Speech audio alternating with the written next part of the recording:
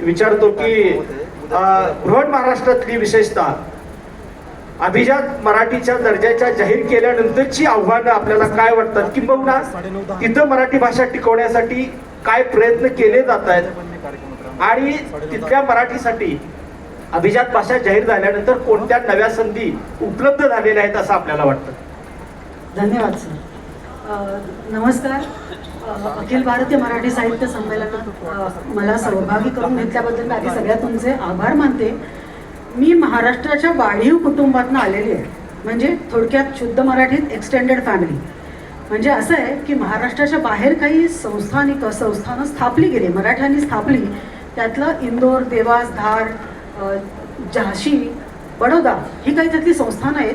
त्यामधल्या पुण्यश्लोक अहिल्याबाईंच्या नगरीतनं, इंदूरमधनं मी आलेली आहे.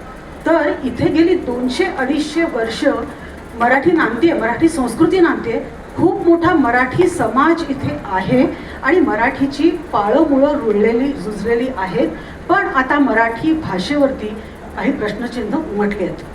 असं असलं तरी मला आवर्जून इथे तुम्हाला सांगायचं आहे की आपली भाषा, मराठी भाषा आणि मराठी संस्कृती याबद्दल कुठलाही हीनभाव इथल्या लोकांच्या मनात नाही. असलाच तर आदरच आहे. याचं कारण म्हणजे आपली समृद्ध रंगभूमी, कालसंगत विषय आणि विषयांचं वैविध्य आपल्यात हिंदीचा आवाका जास्त असून सुद्धा आहे, याचं त्यांना कौतुकच आहे. अभिजात दर्जा मिळाला याचा आनंद आहेच, त्यामुळे प्रोत्साहन मिळणार आहेच. आमचे प्रयत्न चालू आहेतच आणि ह्याच्या पुढे चालू राहतीलच.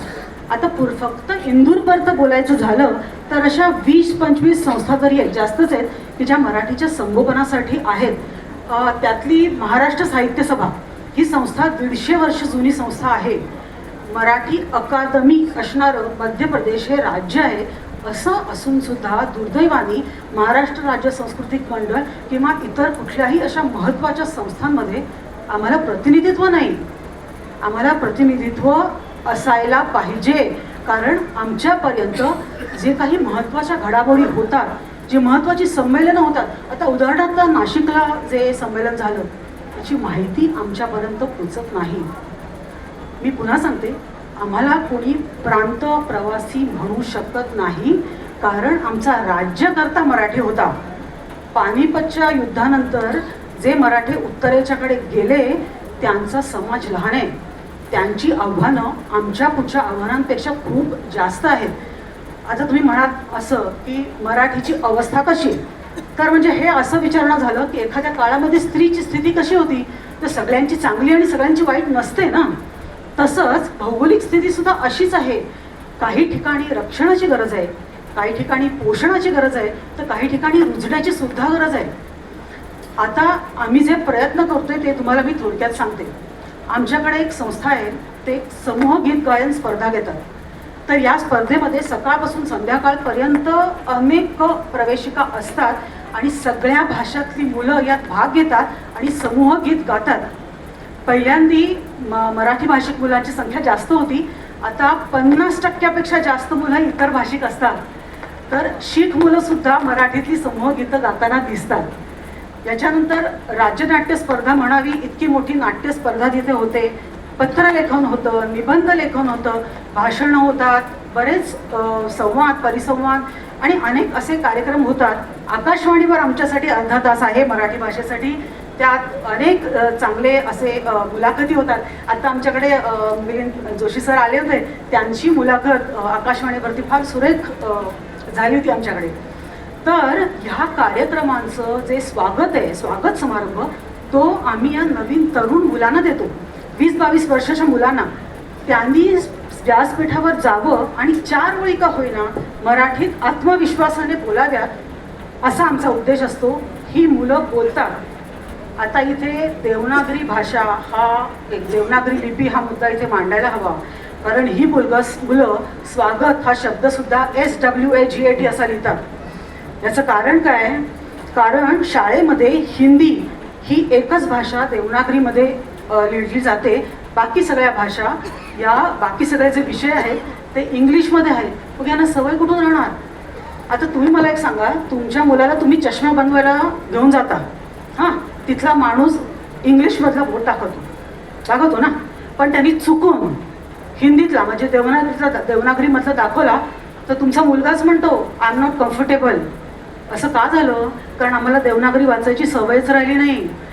आम्ही समाज माध्यमांवर सुद्धा रोमनमधून मराठी लिहितो. गेल्या 20-25 वर्षात तुम्ही एक फरक सगळ्यांनी बघितला असेल. म्हणजे आमच्याकडे तुम्ही हे बघितलेलं आहे, आमच्याकडच्या पाट्या हिंदीत असायच्या, देवनागरीत असायच्या. आता गेल्या 5-10 वर्षामध्ये सगळ्या पाट्या इंग्लिशमध्ये आहेत. म्हणजे शहराचा स्वभाव बदलायला लागला. असं असून सुद्धा आमच्याकडे मराठी टिकली. तर ती कुठे टिकली? तर कुटुंबात टिकली.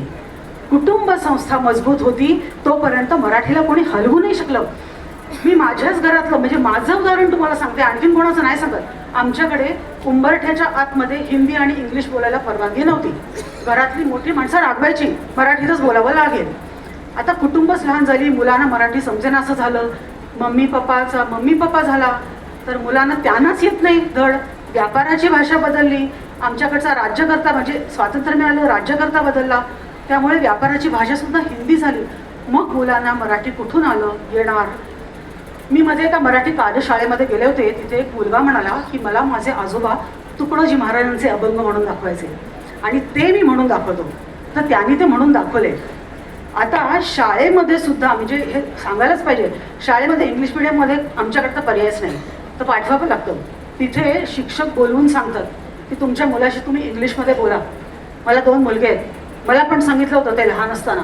तेव्हा मी त्या शिक्षिकेला हेच म्हटलं की तुम्ही त्याला इंग्लिश शिकवाल आणि बाहेर त्याचे मित्र त्याला हिंदी शिकवतील, त्याला माझी भाषा कोण शिकवणार?